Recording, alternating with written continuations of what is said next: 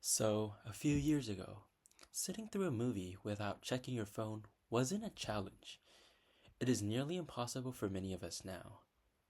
We reach for our phones without thinking during dinner time, studying, and sometimes even in the middle of conversations. So the question is, why? Why is it so difficult to simply focus? Many people believe that it is the lack of discipline, that we are distracted, lazy, or simply bad at time management. But what if that is not true? What if it's what if the problem isn't you, but the technology that you're using? Today, I would like to discuss social media and attention, how your attention is being influenced, manipulated, and in most aspects, stolen as well. I will begin with a simple thing. How frequently do you check your phone? The majority of the population underestimates this figure. Research shows that people check their phones over 90 times a day. That means that you are being interrupted in your attention after every few minutes. And those interruptions count. Whenever you pick up your cell phone, you're taking yourself out of other priorities: your job, your ambitions, your personal connections, even yourself.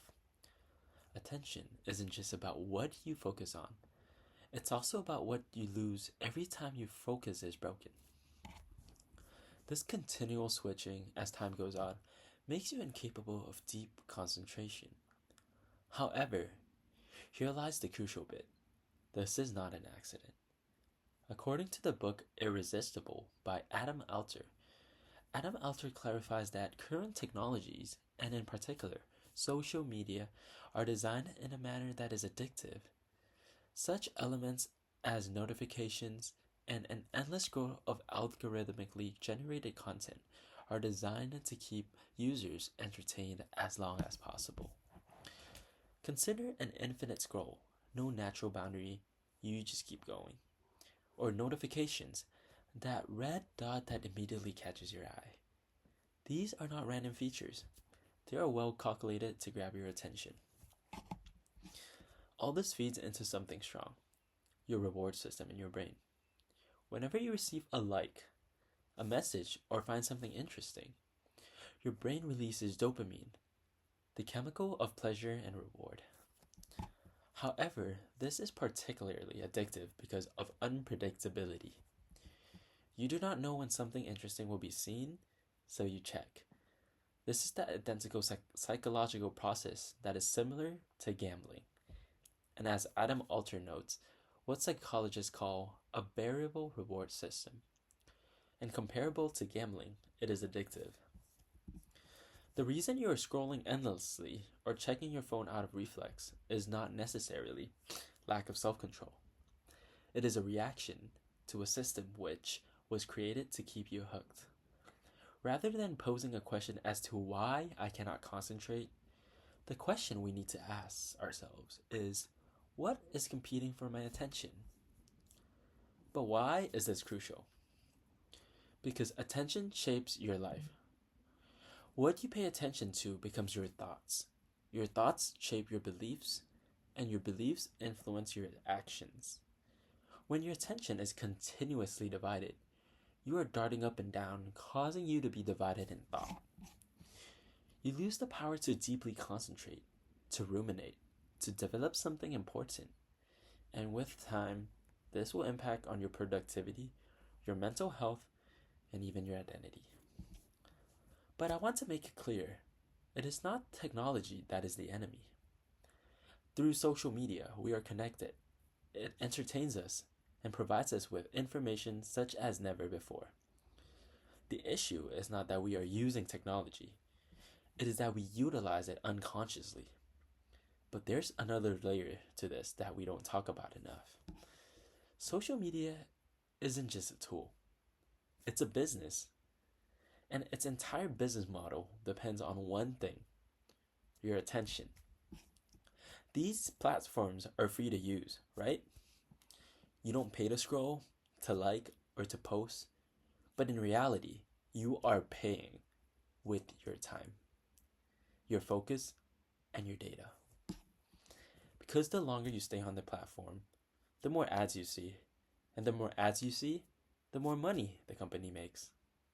So their goal isn't just to entertain you. Their goal is to keep you engaged for as long as possible. That's why the algorithm is so powerful.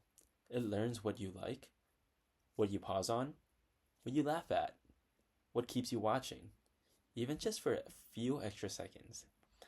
And then it gives you more than that, over and over and over again. Until suddenly, what was supposed to be a quick 5-minute check turns into 30 minutes, or an hour, or even more. And here's the part that's a little uncomfortable. The better the algorithm gets, the less control you have, because it is no longer just responding to your choices. It's shaping them, it's influencing what you see, what you think about, and even what you believe in. So this isn't just about distraction anymore. It's about influence. It's about who or what is guiding your attention every single day. And when you realize that, it changes everything. Because now, it's not just a habit. It's something bigger. So much more bigger. So, what can we do? What can we do to regain our attention? First step, awareness. Providing yourself with knowledge that these platforms are made to be addictive is essential. It provides you with a moment to stop and think before you react. When you pick up your phone next time, question yourself, why am I doing this right now? This one question can make a difference in your behavior. Second step, regain your concentration. Imagine your attention as a muscle in your body. With more interruption, it becomes weaker. But on the other hand, the more it is trained, the stronger it becomes. Start small.